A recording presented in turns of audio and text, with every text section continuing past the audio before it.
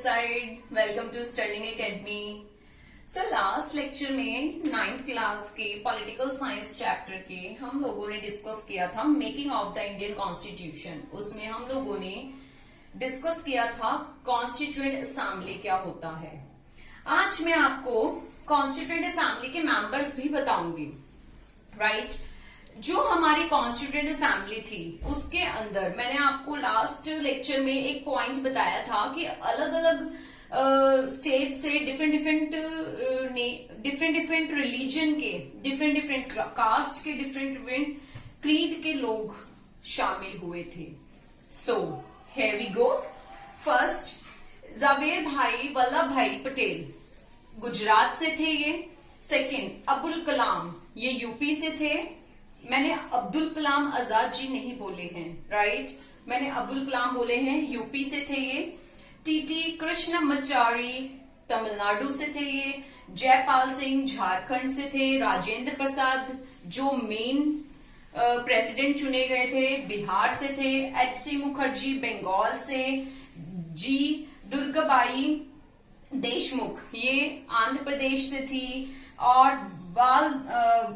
बालदेव सिंह ये हरियाणा से थे, राइट। ये 8 मेंबर्स मैंने आपको लिखे हैं, राइट। नेक्स्ट यहाँ पॉइंट है Jawaharlal Nehru in his objective resolutions on December 13 दिसंबर 1946। तो ऑब्जेक्टिव रेजोल्यूशन क्या होता है? ऑब्जेक्टिव रेजोल्यूशन क्या होता है? जो जवाहरलाल नेहरू जी थे वो किसके मेंबर थे? वो ऑब्जेक्टिव रेजोल्यूशन देते थे। लाइक ऑब्जेक्टिव रेजोल्यूशन होता है बेसिक प्रिंसिपल्स और जो आइडियाज दिए जाते हैं, ठीक है, in which the Indian constitution has to be made by the assembly. जो बेसिक प्रिंसिपल्स और रूल्स थे वो दिए जाते हैं, बेसिक आइडियाज दिए जाते हैं कॉन्स्टिट्यूशन के लिए जो माने जाते थे, वो जवाहरलाल नेहरू जी देते थे, right. Next point, doctor Bhimrao Ambedkar was a chairperson of drafting committee. मैंने आपको आज डिस्कस करना है ड्राफ्टिंग कमेटी के बारे में भी, मैं ये भी डिस्कस करूंगी, बट मैं आपको पहले ये पॉइंट बताना चाहती हूँ। जो उसके चेयरपर्सन थे, चेयरमैन थे, जिन्होंने संविधान लिखा, वो कौन थे? डॉक्टर भीमराव अंबेडकर। डॉक्टर भीमराव अंबेडकर जी जो थे वो ड्राफ्टिंग कमेटी के चेयरपर्सन थे। Do you know students 114 days लग गए थे, were devoted to discussion on different aspects. Different aspects को डिस्कस करने में 114 दिन लगे थे। Every document presented and every word spoken in the Constituent Assembly has been recorded and preserved. These are called Constituent Assembly debate. जो word Constituent Assembly के अंदर बोले गए, डिबेट हुए, डिस्कशन हुए, वो सब संभाल के रखे गए, वो सब रिकॉर्ड किए गए। The Constituent Assembly took 2 years 11 months and 18 days in the making this constitution। आपको पता है 2 साल 11 महीने और 18 दिन लग गए थे। अप्रॉक्स 3 years लगा लो आप लोग, इतने दिन लग गए थे कॉन्स्टिट्यूएंट को बनाने में, कॉन्स्टिट्यूएंट असेंबली को बनाने में, राइट। कॉन्स्टिट्यूशन बनाने में, कॉन्स्टिट्यूएंट असेंबली को इतना टाइम लग गया था। तो हम लोगों ने ये डिस्कस किया था कॉन्स्टिट्यूएंट असेंबली क्या होता है, राइट। हम लोगों ने डिस्कस किया कि ऑब्जेक्टिव रेजोल्यूशन क्या होता है। अब बारी है ड्राफ्टिंग कमेटी की। Drafting committee, the constituent assembly appointed 14 committees and 4 sub committees to examine different aspects of these committees. अलग अलग, मैंने आपको वही चीज बताई कि डिफरेंट व्यूज होते हैं, डिफरेंट थॉट होते हैं। तो हर एस्पेक्ट्स को ध्यान में रखते हुए, एग्जामिन करते हुए कि किसके क्या व्यूज हैं, कैसे एस्पेक्ट्स रखे गए हैं, कि किसी पर्सन की फीलिंग्स को की रिस्पेक्ट की जा रही है या नहीं, उनको इक्वालिटी दी जा रही है या नहीं, तो सारे एस्पेक्ट्स देखे गए। The most important was the drafting committee appointed। जो इन कमेटी में से जो मेन कमेटी थी वो ड्राफ्टिंग कमेटी थी। On appointed on 29th August 1949. This committee was headed by Dr. Bhimrao Ambedkar. ये तो मैं आपको पहले भी बता चुकी हूँ कि इसके चेयरमैन जो थे वो डॉक्टर भीमराव अंबेडकर जी थे. Who was its chairman? The other members में मैंने आपको यहाँ शो किए नाम. N Gopalaswami Ayyar, Alladi Krishnaswamy Ayyar, K M Munshi and Syed Mohammad Saadulla mister, ये सारे जो थे ये ड्राफ्टिंग कमेटी के मेंबर्स थे. Mister B N Rau was the secretary of the constituent assembly. जो सेक्रेटरी थे वो mister B N Rau ji थे. So now discuss about preamble. पहले हमने पढ़ा था constituent assembly, objective resolution, drafting committee and then preamble. Preamble क्या होता है? The preamble contains the ideals and basic principles of the Indian constitution. Indian constitution का principles, ideals इसमें mention होते हैं. The preamble is not a part of the constitution but it has been described as key to the constitution. Constitution की चाबी है. It is the soul of Indian Constitution. It is necessary to know about the preamble which remains unchanged till 1976. In 1976, the words socialist, secular, unity and integrity of the nation were added. हमारे preamble में क्या लिखा है? हमारे preamble में ये लिखा हुआ है, मैंने ये जो वर्ड्स हैं ये मैंने कैपिटल लेटर्स में लिखे हैं, राइट? जो मैं आपको एक्सप्लेन करूंगी. These words I explain you, right? So we, the people of India, having solemnly resolved to constitute India into a sovereign, socialist, secular, democratic republic and to secure to all its citizens justice, social, economic and political liberty of thoughts, expression, belief, faith and worship, equality of status and opportunity and to promote among them all fraternity, assuring the dignity of the India and the unity of integrity of the nation. In our Constituent Assembly, this 26th day of November 1949, do hereby adopt, enact and give to ourselves this Constitution. मैं आपको ये जो words हैं जो मैंने circle कर रखे हैं इनको एक्सप्लेन करूंगी. प्रियम्बल के अंदर ये पूरा प्रियम्बल में लिखा हुआ है और इसको इन वर्ड्स को एक्सप्लेन किया गया है. So we the people of India, हम लोग इंडिया के लोग अपना शासन, अपनी जो हमारा कॉन्स्टिट्यूशन है वो हम किसी राजा के हाथ में नहीं देंगे. ये हमारा कॉन्स्टिट्यूशन है. The constitution has been drawn up and enacted by the people through their representatives. ये हमारे द्वारा बनाया गया है and not handed down to keep them by a king or any outside person. Sovereign, second word है sovereign. Sovereign, people have supreme power. लोगों के पास ही right है to make decision on internal or external decisions, right? Internal and external matters. No external power can be dictate the government of India. कोई भी बाहर का person, कोई भी बाहर का पर्सन जो है, कोई भी इंसान है, वो हमारे इंडिया के इंटरनल और एक्सटर्नल मैटर में बिल्कुल भी इन्वॉल्वमेंट नहीं रखेगा.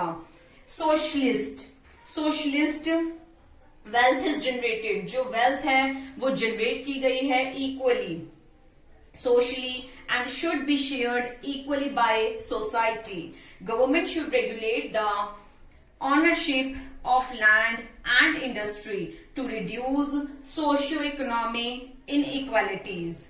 Secular से तो आप सब जानते ही हैं, धर्मनिरपेक्ष. Citizens have completely freedom to follow any religion, but there is no official religion. Government treats all the religious beliefs and practice with equal respect. हमारे इंडिया के अंदर सारे धर्मों को इक्वल रिस्पेक्ट दिया जाता है. किसी भी पर्सन को कोई बॉदर नहीं किया जाता कि वो एक ही धर्म को अपनाए. Right. Democratic. Next word democratic. Democratic, a form of government where people enjoy equal political rights, elect their rules and hold them accountable. सारी की सारी पावर जो होती है लोगों के पास होती है. लोग जो पर्सन होते हैं वो अपना नेता जिसको चाहते हैं उसको बना सकते हैं. The government is run according to some basic rules. Right. Republic, गणतंत्र. The head of the state is an elected person and not a hereditary position.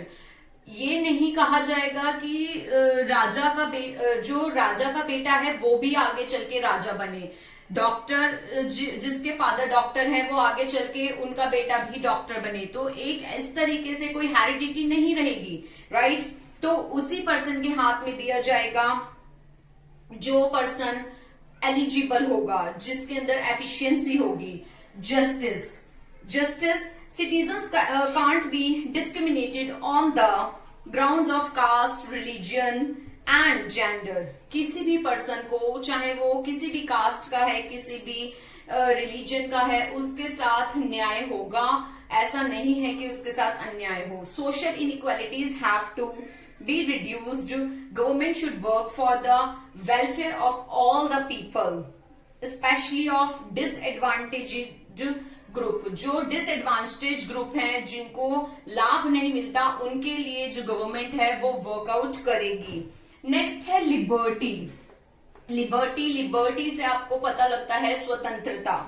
These are no unreasonable restrictions on the citizens and what they think, how they wish to express their thoughts.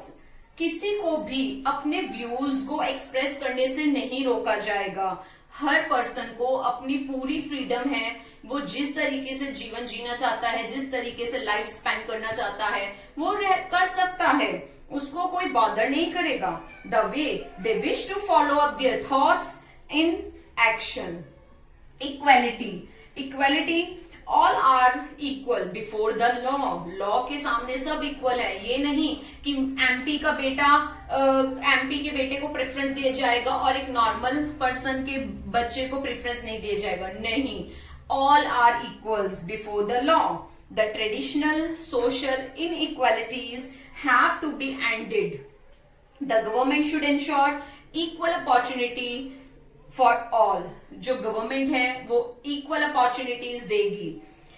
Fraternity, all of us should behave as if we are members of the same family. No one should treat a fellow citizen as inferior. किसी के साथ भी inferiority नहीं रखी जाएगी कि तू नीच जात है या जो भी है, वॉट एवर. ठीक है. तो इस तरीके से बिहेव नहीं किया जाएगा. अब हम डिस्कस करेंगे guiding values of the Indian constitution. Right. Indian constitution is unique. It is a healthy synthesis of the world's best democratic constitution. Father of the constitution have tried to learn from the experience of the other nations, like they adopted certain features of the constitution of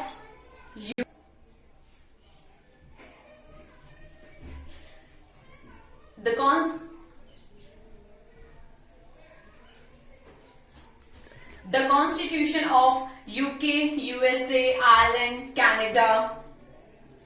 After suitability, modifying these to suit Indian constitution.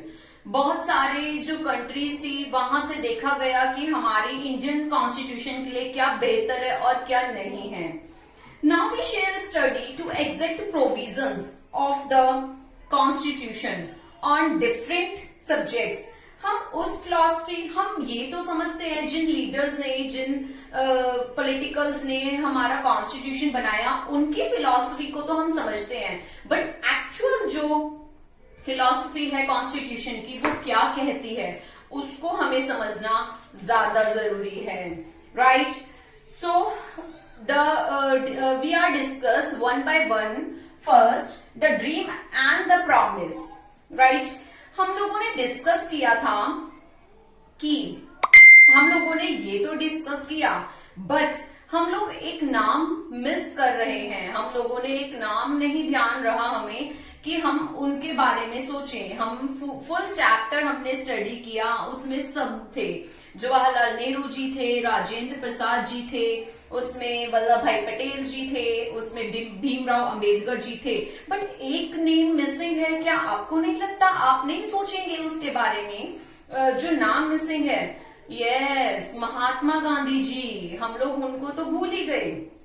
So name is missing from the sketches of the makers of the constitution. Mahatma Gandhi, he was not a member of the constituent assembly. वो constituent assembly के member नहीं थे। There were many members who followed his vision. बहुत लोग थे जिन्होंने उनके vision को फॉलो किया। After years ago, writing in his magazine, कुछ सालों बाद उन्होंने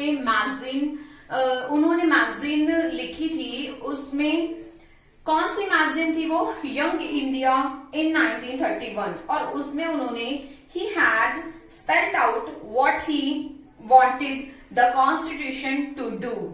वो क्या चाहते थे, क्या सोचते थे, इस बारे में उन्होंने उसमें लिखा है। इनइक्वालिटीज एलिमिनेट करना चाहते थे। जो इंडिया के अंदर से सबसे पहले इनइक्वालिटी को एलिमिनेट करना था, उसको दूर भगाना था, उसको बिल्कुल हटाना था, जो काम डॉक्टर भीमराव अंबेडकर जी ने किया। उन्होंने कॉन्स्टिट्यूशन बनाने के लिए इनइक्वालिटी को हटाया, बट कुछ विजन उनके महात्मा गांधी जी के साथ मिक्स नहीं हो रहे थे। जरूरी नहीं है ना, मैंने आपको इतनी बार बताया कि जरूरी नहीं है कि हर एक इंसान के व्यूज, उसके थॉट्स सेम नेक्स्ट पर्सन के साथ भी मिक्सअप हो, right? Next point, philosophy of the constitution. The constitution begins with a short statement of its basic values. This is called preamble to the Constitution. Taking inspiration from American model, most countries in the contemporary world have been chosen to begin their constitution with a preamble.